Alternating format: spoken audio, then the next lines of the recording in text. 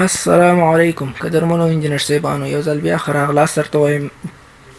سایټ انجینر منوال یا د صحوي انجینرانو لارښود په برخه کې مو چې د انجینر صاحبانو نن درته د کنکریټو په خواصو باندې ویډیو آماده کړې ده.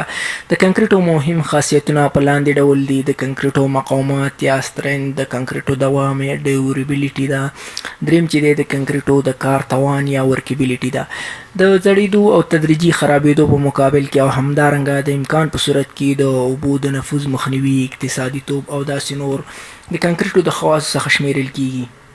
چې هر یو په لنډه توګه چې دی در پیژنو.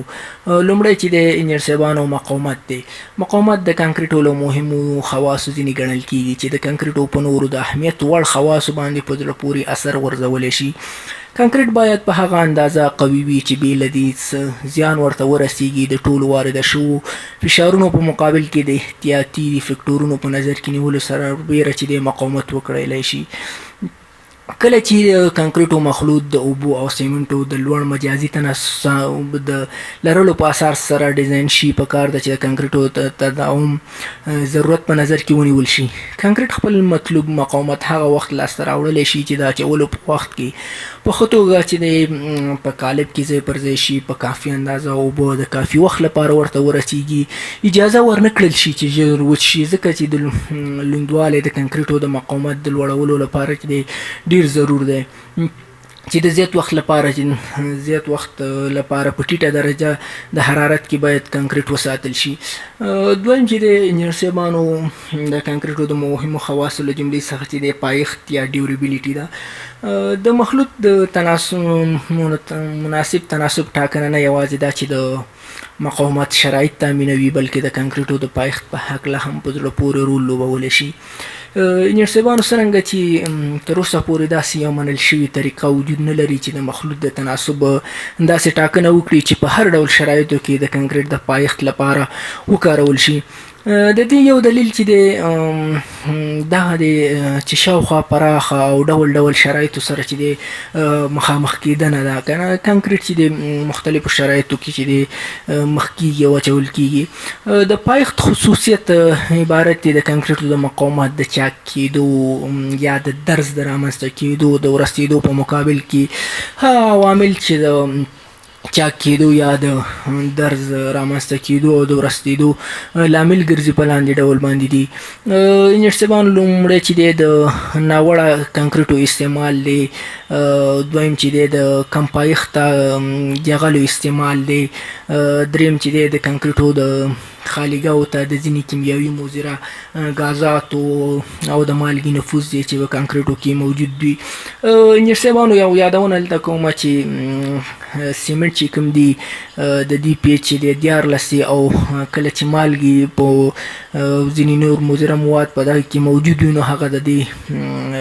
سره تعامل کوي او په نتیجه کې چې دی دغه پی ایچ راښکته کېږي، د کنکریټو هغه کوم خصوصیت چې دی کوم مقاومت دی هغه ترلاسه کولی نه شي.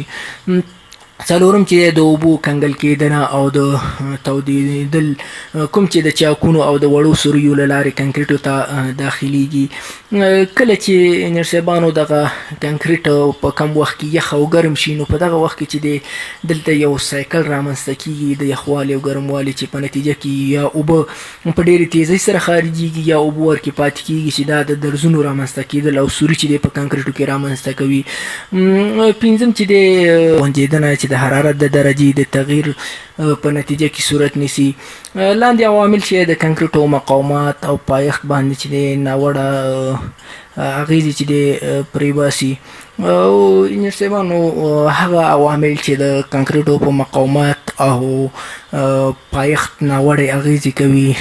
لکه کیمیاوي، جوي، سولیدنه ده، اور دی، د استعمال شوو کنکریټو ضعیف مارک دی، د بې کیفیته موادو استعمال دی او په کنکریټو کې د خالیګاو شتون دی. همدارنګه د سیخانو پوششي طبقې او د کنکریټو د اوبو د زبېښلو درجه هم د کنکریټو په پایښت باندې چې دی اغیزې اچولی شي. د ښه کیفیت لرونکي موادو استعمال لکه سیمنټ، جغل او اوبه د کنکریټو په پایښت ټینګښت کې چې دی په زړه پورې رول لوبولی شي. انجینر صاحبانو په کنکریټو کې د خالیګاو کمول او د جغلو مناسبه درجه بندي کول او د ښه تناسب غوره چې د په کافي اندازه د سیمټو ګډول یعنی مکس کول د اوبو او سیمټو ټیټ پیوړ کول او سربیره د دې امبیبیلیټي نسبت کارول او د کنکریټو د اوبو د نه جذبولو قوه او پر د کنکریټو باندې د ګډولو کې بشپړه پاملرنه چې د کنکریټو سره سم د کنکریټ اچونه کافي اندازه چې د اوبو ورکول او د کنکریټو ته وایبریشن ورکول اندازه یعنی ټپک کول لړزه ورکول په پایښت کې چې د خورا مهم رول لوبوي ټپککاري او دغه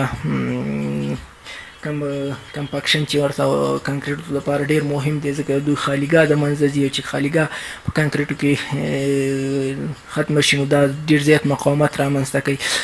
بل چې د دریم خواص چې د ورکیبیلیټي یا کاري وړتیا ده سره له دې چې کاري وړتیا د کنکریټو د اهمو خواصو څخه ګڼل کیږي ولې د دې لپاره څه خاص تعریف نشته دی او اندازه کول یې خورا ستونزمن دي په ساده الفاظو سره ویلی شو چې کاري وړتیا لرونکي کنکریټ هغه دي چې په اسانۍ سره ګډ شي په اسانۍ سره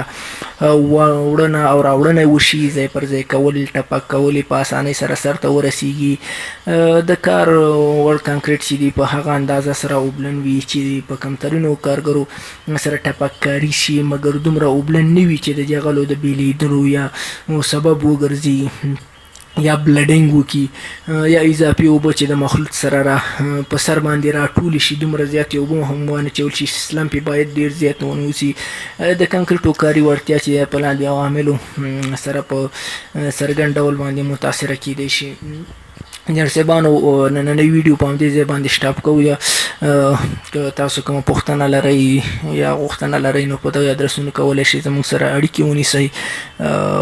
کور مو ودان زموږ چینل در سره سبسکرایب کوئ ملګریو نو را دعوت کوي ورته چې د بیل نشان چې دی ووهئ چې تر څو زموږ ویډیوګانې تاسو ته په اتومات ډول